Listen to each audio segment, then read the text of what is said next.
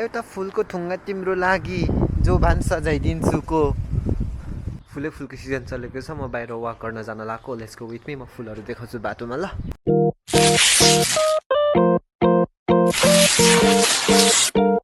फर्स्टमा चाहिँ यहाँ छिमेकीको घरमा पनि यो फुल फुलिरहेको छ। Let me so you this flower. वाकमा जानु पर्दाखेरि कति राम्रो फुल फुलेको छ होइन त। यस्तो फुलको ठिक्क सिजन आयो कि धेरै टिक्दैन, राम्रो कुराहरू धेरै टिक्दैन भन्छ नि त। मौसम पनि कति राम्रो छ रे। आज सन्डे तर अहिलेसम्म चाहिँ कस्तो राम्रो थियो वेदर। अहिले त अलिकति फेरि हुन थाल्यो, क्लाउडी हुन थाल्यो। सनसेट दामी देख्थ्यो नत्र। यस्तो छ उलिया चाहिँ। वाक त गर्नु पऱ्यो नि होइन, हेल्दी त हुनु पऱ्यो नि।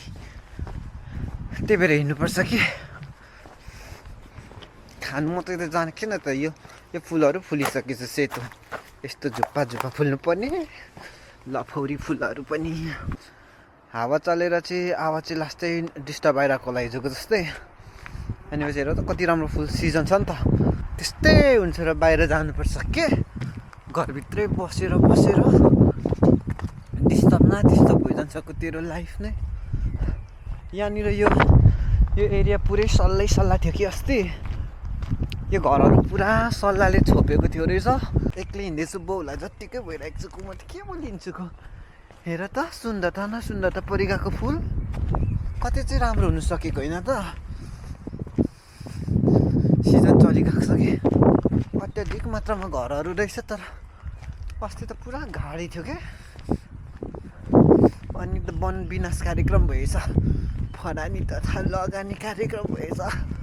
सबै चक्लेट खाइरहेको थिएँ, कता सकिनु लागेको छ। कति धेरै रेकर्ड गरेर आएको थिएँ त, अडियो नि नआइरहेको रहेछ मासाले। कस्तो रिस उठ्ने होला। मैले त्यत्रो रनिङ गरेको त अनि सबैखेर गएँ त। उफ कस्तो गन्ध गनाएको। यो के भन्छ अरे प्लान्ट्सहरूमा मल हालेको थियो कि के, कस्तो कुको गन्ध जस्तै गन्ध गनाएको। हेर न यहाँनिर पनि तार झुन्डी गएको छ त विदेशको ठाउँमा पनि। Hi guys. तिनीहरूलाई नि हाई गाइज भनिदिएको। मनको सुन्दरतामा म धेरै जान्दिनँ, परसम्म जान्छु, जति जान्छु होइन त। खै देखाउनु भनेको त अहिले त केही पनि देखाउनु छोड्यो मासाले। हेर न स्याउको बोटमा फुल फुल्नु आँट्दै रहेछ नक्कचरी परिपात नि।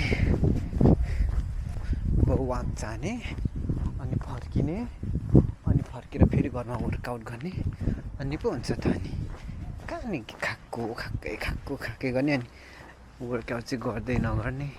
यस्तो सुन्दर घाम लागिरहेको छ कि अत्याधिक मात्रामा सुन्दर छ।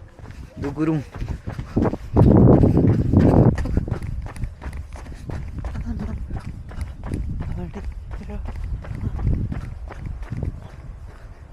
यहाँबाट अर्को दुलोतिर छिरी जानुपर्छ ल। यहाँबाट अर्कोतिर जानुपर्छ कि लाग्दछ मलाई रमाइलो भन्ने ठाउँतिर। यहाँबाट उँधो जाने अनि सनसेट हेर्नु त कति रमाइलो हुन्थ्यो। तर सनसेट हुने टाइम नै भएको छैन को। हेर न घाम लागेर मक्ख परिजान्छु को। थाङ त देख्नु पर्यो नि त। आज सन्डे हो नि त। सन्डे सबैजना मान्छेहरू घरभरि हुन्छ कि पाहुना खान आएको हुन्छ, सबै लन्च खान आएको हुन्छ। अनि त्यस पछाडि यतैभरि मान्छे हुन्छ कि हामीलाई के मतलब होइन त। हामी यहाँबाट ओह्रालो मुन्टिनुपर्छ, गुल्टिनुपर्छ। हेर न गाडी नै गाडी, स्यालले कुखुरा लगिजाने खालको ठाउँहरू छ त घरकै अगाडि पनि। के गर्नु त होइन, यो जग्गा मलाई दिनु नि भन्नु गरे के। लु भाइ त परदेशको ठाउँमा छस् रहेछस्, यो जग्गा तैँ युज सदुपयोग गर भनेर दिनु नि होइन। कति रमाइलो हुन्थ्यो त। हुँदैन त, दिन्छ कि दिँदैन आएको। छ्या कुकुरको लिड्का पो रहेछ, गु न गु खालको। कति राम्रो ठाउँ छ त होइन त। जति राम्रो भयो नि के मतलब, हाम्रो त होइन अर्कैको त हो होइन। यहाँ बिहा गरेर त्यहाँ नेकल्टुङ झ्याइ पारेर बस्नु गरे के। यो चाहिँ अनि हामीलाई दिनु जग्गा होइन। अनि एउटा घर बनाइ जानु गरे। त्यहाँ नकल्टुङ झ्याइ पार्दै बिहा गरिरहेको हुनु गरे कि थोरै रमाइलो हुन्थेन होला त। बुढाबुढी बसिजानुको इन्टरटेनमेन्ट प्रणाली भइजान्थ्यो होला। हरियाली न हरियाली छाइगाको घरहरू देख्यौ त, यता अत्याधिक मात्रामा हरियाली रहेछ। सुन्दर शान्त विशाल खालको यो घर चाहिँ हेर न, भग्नावशेष जस्तो भइगएको छ हो होइन त। भग्नावशेष जस्तो जसले जे भने तापनि एउटा फुल टिपेर दिन्छु तिमीलाई, एउटा फुलको थुङ्गा तिम्रो लागि जोभान सजाइदिन्छु को। हेर त फुल फुलेको कस्तो सुगन्धित न सुगन्धित। हेर त लु, हेऱ्यौ के हेऱ्यौ उनीहरूको, देख्यौ मौरी नि मौरी भुँ गर्दैछ। ऊ त्यो हो प्रमुख सडक विभाग चाहिँ, देखाइदिन्छु दौडिँदै गएर ल, डुकुर्दै गएर। यही हो क्या प्रमुख सडक विभाग। देखिस् त म बस्ने चाहिँ त्यो पारिपट्टि हो कि त्यो जङ्गलको त्यो घरहरूतिर डुकुरो मान्छे आउँदैछ देखोस् न।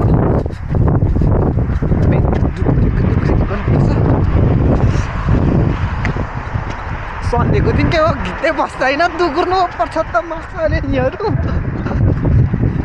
के हो घिटेको फुस्को लादी दुगुर्नु परेन त। अब चाहिँ म बाटो क्रस गरिदिन्छु ल। बाटो कटेर यता छिरिगएको छ अब यतापट्टि। अब घर जाने बाटो यता छ नि त, जाङ ल घर हाम्रो।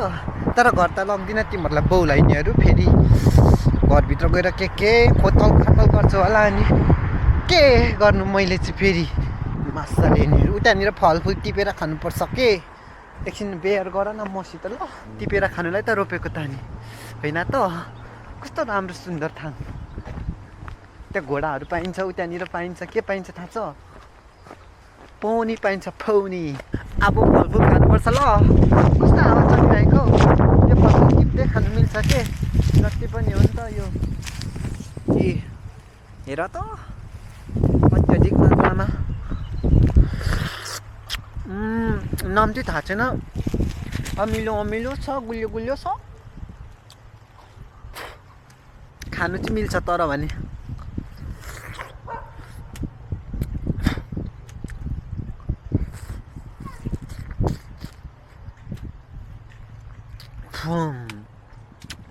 नमिठो है।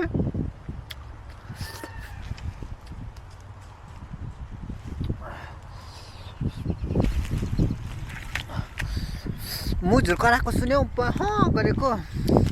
अब यति नै खाऊँ, धेरै नखानु, अलिक गुलियो रहेछ। अब पर्तिर तिमीलाई पार्कतिर घुमाउनु लान्छु ल।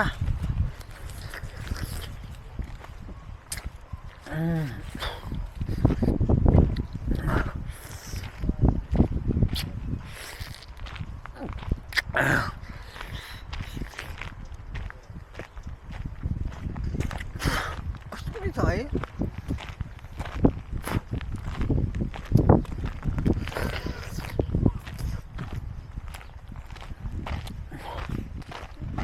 मेरो फुल पनि हातैमा छ। स्वादिष्ट न स्वादिष्ट भयो।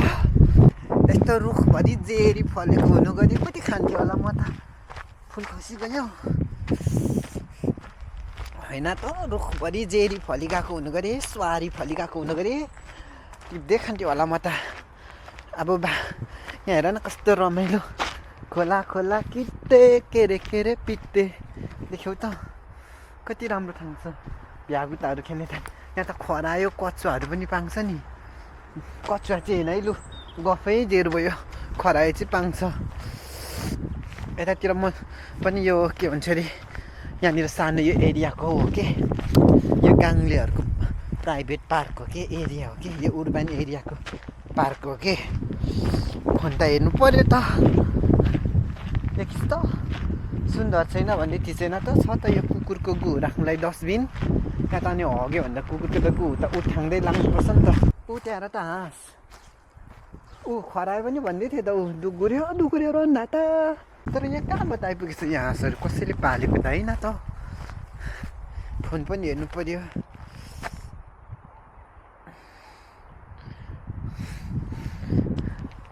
हेर न कति क्युट डग रहेछ।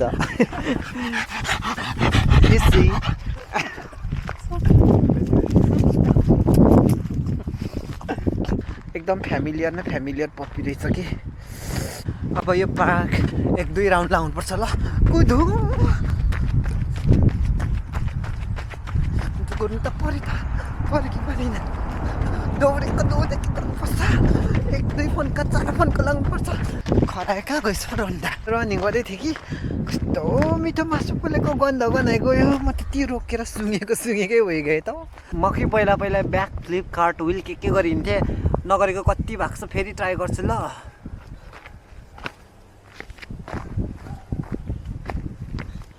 चस्मा पनि खोल्नु पर्यो नि त।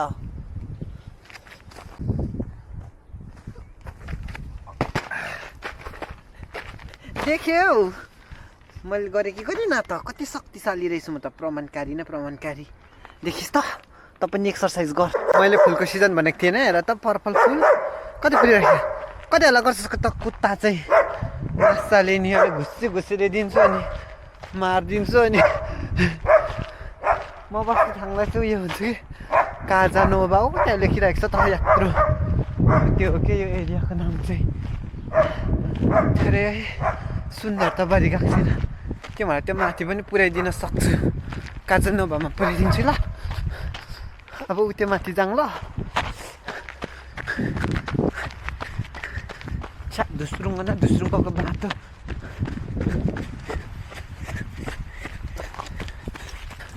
पिच बाटै छैन त। यस्तो अफरोड पनि कुदिदिन्छु कि दुनियाँ छक्क परिजान्छ को। देख्यौ त मैले पुऱ्याइदिन्छु भनेको थिएँ त। हेर त समुद्रिक आँधी बेह्री आउने ठाउँ। म उयो पार्कमा त्यो डुगुर्दै आएको। जुन हेर न, जुन देख्दैछौ कि उनीहरूको पिलेन जुन उधिँदैछ मासाले नि। 5:30 बजे घरबाट निस्केको त बाउलाई नि 7:30 8 बज्न आँट्यो। होइन सनसेट हुनु लागेको छ कति राम्रो। यहाँबाट देख्दैन रहेछ तर अहिले घुम्दै यही छिमेकीको घरमा आइपुगेँ। अब पारिपट्टिको घर छ जहाँ म विस्तान्तरण गर्दछु। अब म घरमा छिरिसकेँ। मेरो भिडियो हेरिदिएकोमा धन्यवाद। मन पऱ्यो भने लाइक कमेन्ट सेयर सब्सक्राइब गरिदिनु होला। पैसा लाग्दैन ल, फ्री हो। By by.